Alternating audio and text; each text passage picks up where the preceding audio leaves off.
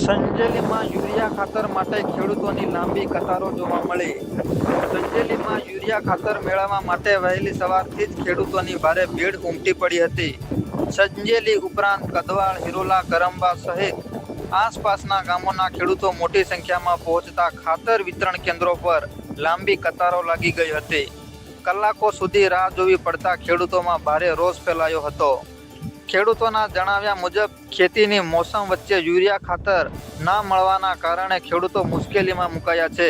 બીજી તરફ કેટલાક ખેડૂતોનો આક્ષેપ છે કે અમુક એગ્રો સંચાલકો પાસે યુરિયા ખાતરનો જથ્થો પૂરતા પ્રમાણમાં હોવા છતાં તેમનું વિતરણ રોકી રાખવામાં આવે છે અને એક થેલીના રૂપિયા 350 થી 385 સુધીનો ભાવ વસૂલવામાં આવી રહ્યો છે.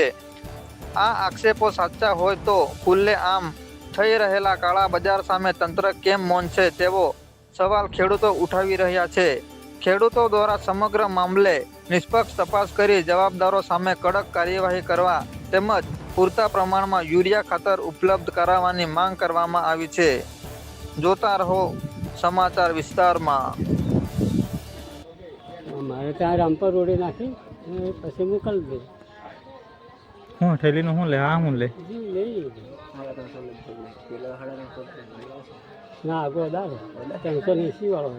આ કેટલા લે? 380. 300 280 માં લે પીપળા વાળી ગાડી વધારે 50 રૂપિયા લે. 380 લે એક થેલીના. હા અહીંયા મોકો પડે ને બધે સ્મેર આવું ચાલે.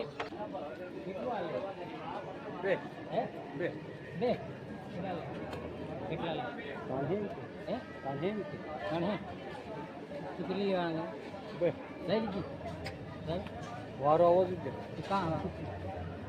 કોણ કીધું તમારો? હા આગળ હે એમાં કે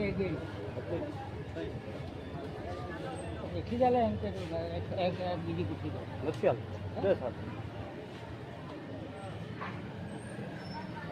તમે હો લેવા હું જે મળે એ લઈ જ લેવાનું. બીજી વાત આ ખાતર લઈ ગઈ એમ કહું.